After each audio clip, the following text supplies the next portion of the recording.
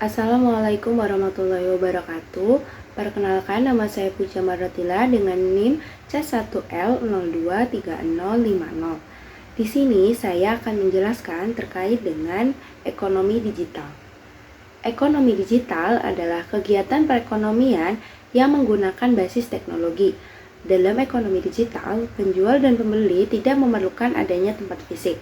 Tempat fisik tersebut diganti dengan suatu platform yang bisa menghubungkan pembeli dan penjual.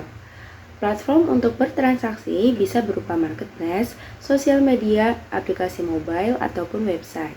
Sedangkan dalam ekonomi konvensional, kegiatan transaksi hanya berlangsung ketika pembeli dan penjual saling bertemu dan melakukan pertukaran antara uang dan barang. Transaksi biasanya dilakukan di toko atau pasar. Ini berarti supaya transaksi ekonomi konvensional bisa berlangsung, diperlukan suatu tempat fisik untuk pembeli dan penjual bisa bertemu. Selanjutnya adalah contoh penerapan ekonomi digital di Indonesia.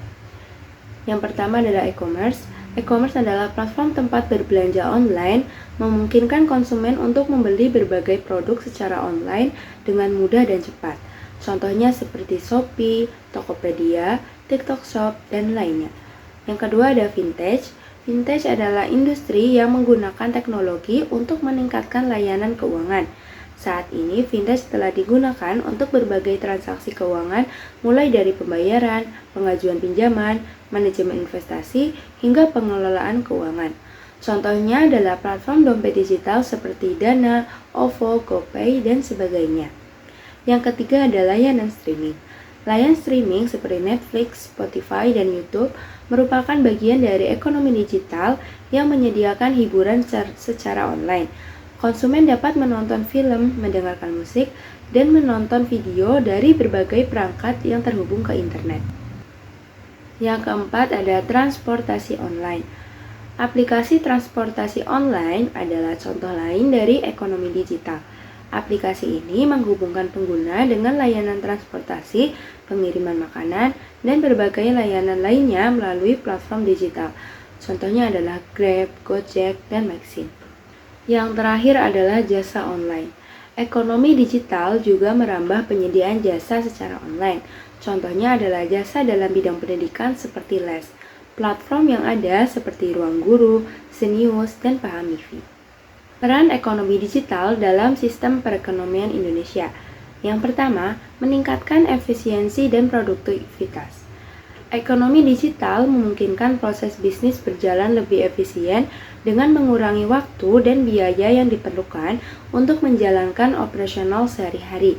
Contohnya, menggunakan internet untuk mengelola perdagangan atau menggunakan kecerdasan buatan untuk mempercepat alur bisnis. Yang kedua, memperluas akses pasar.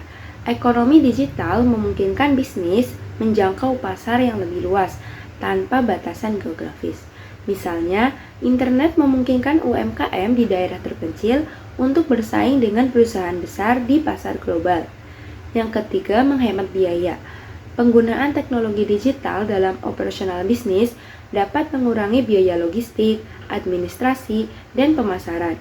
Misalnya, digital marketing lebih hemat biayanya dibandingkan dengan iklan tradisional seperti televisi atau media cetak. Yang keempat, meningkatkan inovasi. Ekonomi digital mendorong inovasi dengan menciptakan peluang baru untuk produk dan layanan.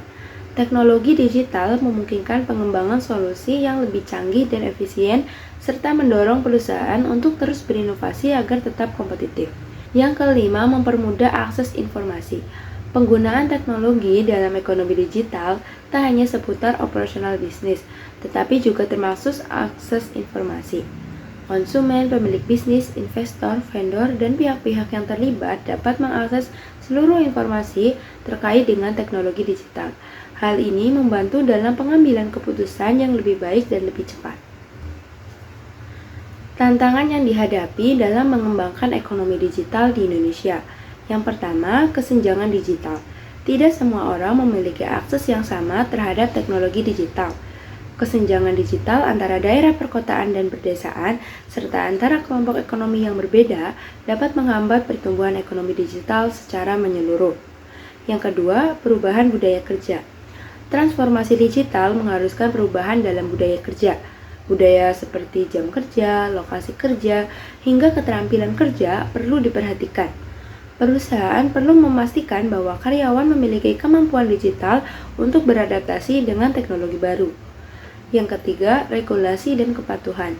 Pemerintah harus mengembangkan regulasi yang mendukung pertumbuhan ekonomi digital sambil melindungi kepentingan konsumen dan menjaga persaingan yang adil. Perusahaan juga harus mematuhi berbagai aturan dan regulasi yang berlaku di pasar digital.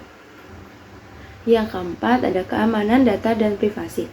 Salah satu tantangan terbesar dalam ekonomi digital adalah menjaga keamanan data dan privasi pengguna. Serangan cyber, pencurian identitas, dan kebocoran data adalah ancaman yang harus diatasi oleh perusahaan dan pemerintah untuk melindungi informasi sensitif. Bagaimana sistem ekonomi digital berdampak pada masa depan perekonomian Indonesia dan bagaimana peran serta masyarakat dalam mendukung perkembangan ekonomi digital?